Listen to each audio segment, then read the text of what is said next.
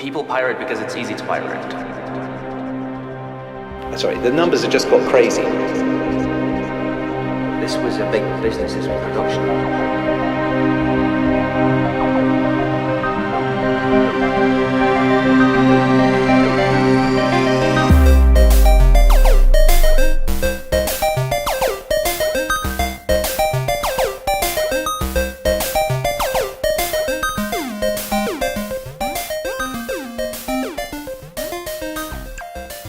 For many years, games have been a big business, and they still are today. In 2012, the game industry had a total turnover of 256 million euros, selling a staggering number of 6.7 million games. This sounds like an extremely large number, but really this is the result of a decrease of 17% compared to the previous year. In 2013, the same number dropped again with 13.8%. One of the main reasons for this decline is piracy. So what does the future of the game industry look like? Let's have a look, shall we? Dino Dini also has previous experience in the game industry. He shares his stories with us. So yes, going back to the days of the home computer when people at school, children at school were actually making their own games and so on, piracy was already an issue. There were also companies making games, of course. But what would happen is that someone would buy the game and then they would copy it and then they'd distribute it to all the children at the schools in the playgrounds and so on. And so piracy has been an issue right from day one. And that's where things were tried in regards to copy protection. Sometimes they would release games that you would need to enter in a code from some kind of page or a disk with a wheel in it that, to create a code that you would have to type in to avoid being able to just duplicate the games in the playground. And of course the hackers came in, they would hack the game so that they would work without these codes, just so that people could play the games for free. And this is right from the very beginning, it's always been an issue. Brian Buchan has a lot of experience in the game industry. He's here to tell us more. Oh yes, in the beginning piracy was a problem because we really had to fear illegal copying. Because copying of tapes, copying of discs, copying of cartridges, this was a big business, this was production. And people would go out to shops and they would buy games, 30, 40 euros, pounds, and they could get the pirate copies for free or a few cents, wherever it was a problem. And that revenue disappeared. The people who made legitimate cartridges didn't get their money. So it was a big problem. But there's no medium now, there's no medium to copy, there's no medium to actually make, so therefore there's no shelf to produce the revenue that these developers used to have. It's all download now. There are gamers who are still buying actual games and are happy to spend money on it. The prices might seem steep to some, but game production is not a cheap business. Making money in the games industry. I've experienced that in different levels. The insecurity of a regular job is not always as good as it should be, but I used to make money doing that. But as a contract programmer, I usually would do work for a fee and or royalties.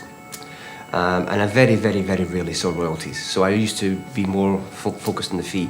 And the piracy affected my royalties. I know for a fact that some of my games that I was on royalties sold very well. I saw the sales figures. But I also know that they were pirated. And I didn't get a penny for any of those pirate copies.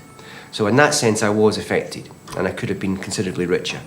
But, there's no way to tell how much richer. But piracy affected me in that sense. Certainly, I would have made more money with some of the games that I wrote when I had a royalty deal. Students from the NHTV in Breda studying game development are working hard on creating games for the future. You would expect these gamers to have a strong opinion about piracy, but surprisingly enough, 88% of those questioned by us admitted to downloading themselves.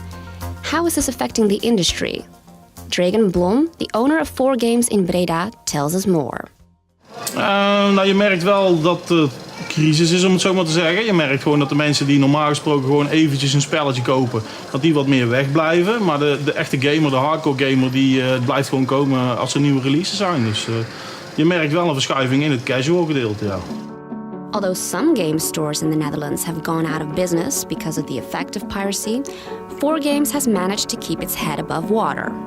Ja, dat is wel grappig dat je het daarover hebt, want het hele thema illegaal downloaden, dat gaat een beetje aan me voorbij. Ik heb het idee dat het niet meer van vandaag de dag is. En dat je hebt zo'n breed prijsbereik, zeg maar, tegenwoordig met games, dat je voor €1 al een game hebt op je iPad, bij wijze van spreken, tot en met €100 voor de special editions. Dus het dampt een beetje het illegale downloaden in, denk ik. Persoonlijk hoor. Ja. Nee, als ik het moet vergelijken met vroeger, en dan heb ik het echt over de eind jaren 90, in PlayStation 1, PlayStation 2 tijdperk, toen was het wel echt een hot issue. Maar vandaag de dag heb ik niet het idee dat het heel erg leeft. In ieder geval niet in die maat als dat het toen deed. Game stores are still earning money, but how much money goes into the actual production of a game? Let's talk figures. The problem is that making a game it takes a lot of effort.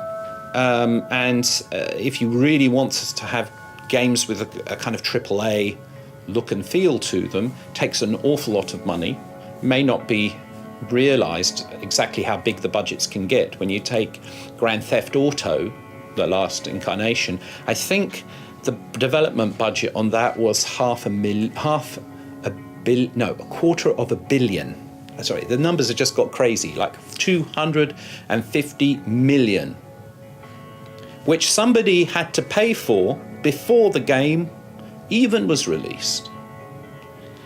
I think you can understand that then people want to get their money back. Seemingly, there are jobs available even with the threat of piracy. But are the students worried about their future career? No, because I think piracy is not a piracy problem. Piracy is a distribution problem. It's a service problem.